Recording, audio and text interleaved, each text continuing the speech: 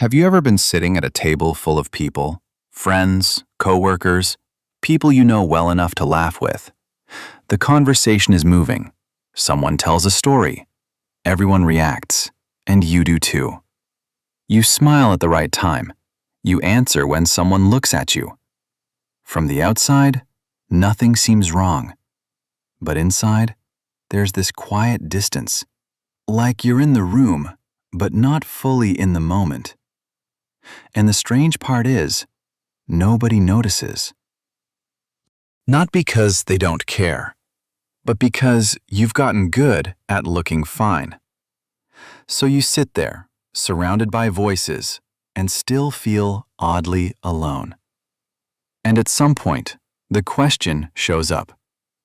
Why do I feel lonely when I'm not actually alone? Most people assume loneliness means you need more people, more plans, more texts, more noise around you. But it usually runs deeper than that, because loneliness is not only about who is physically there, it's about whether your mind and body register that you are actually connected. That's the part researchers keep coming back to. You can be in a room full of familiar faces and still feel emotionally out of reach. Not because something is wrong with you, but because feeling lonely while surrounded is not random. It is information. First, it helps to understand one thing. Your brain does not feel company just because people are near you. Closeness has to be registered, not just seen.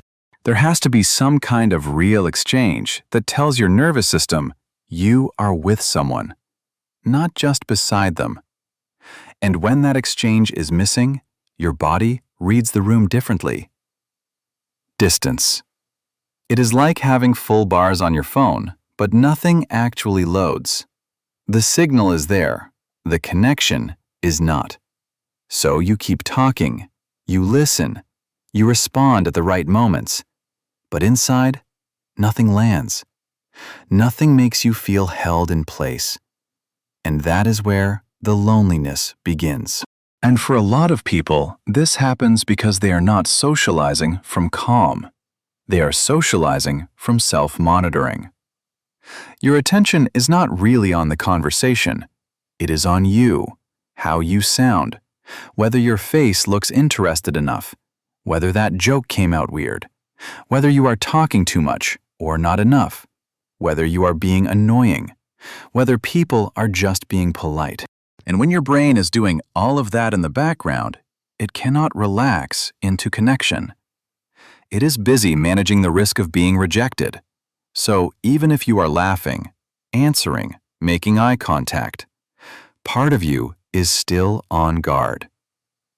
That is why you can spend hours with people and leave feeling drained, empty, somehow lonelier than when you arrived, because you were not really present. You were socially surviving. And there is another part to this that people rarely talk about. Sometimes the person everyone is meeting is not the full you. Not because you are fake, not because you are trying to fool anyone, but because at some point you learned that being completely yourself came with a cost. Maybe you were too much, too quiet, too sensitive, too honest, too needy.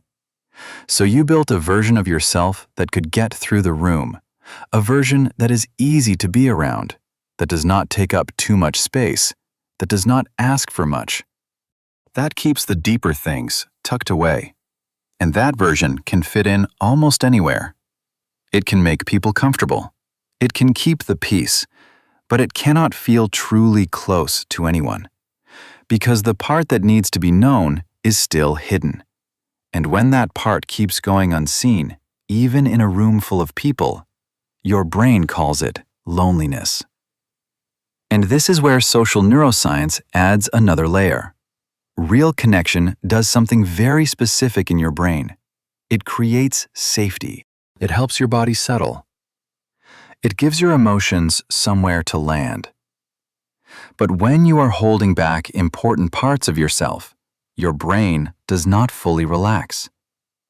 It stays in a quiet kind of alertness, not panic, just monitoring. And many people who feel lonely around others are not disconnected because they do not care. They are disconnected because their mind is working too hard. During social moments, your thinking brain can become extremely active. In simple terms, you are interacting and editing yourself at the same time. You are listening, but also checking. Did that sound right? Was that too much? Should I speak now? Did their face change? It is like having an inner advisor sitting beside you, commenting on everything in real time. So while other people are just inside the conversation, your mind is slightly ahead of it, predicting, measuring, correcting. And that does not mean you are cold. It does not mean you are bad with people. It means your system has learned to analyze connection instead of simply experience it. But constant analysis has a cost. It pulls you out of the present, and without presence, even good company can feel far away. And there is another key piece here. Some people are simply taking in more than others, not in a dramatic way, in a nervous system way.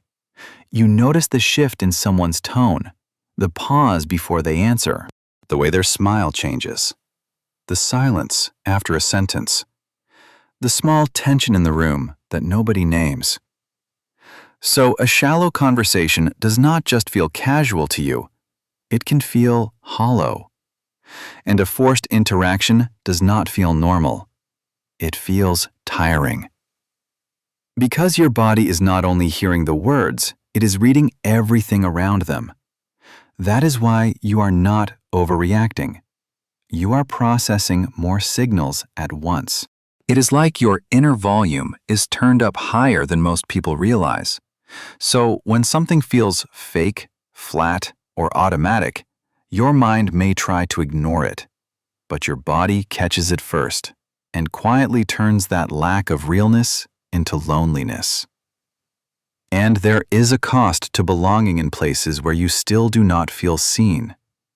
Every time you sit with people and cannot fully soften, you are giving something up. Energy, honesty, a little bit of yourself. You may be included. You may be invited. People may even like you.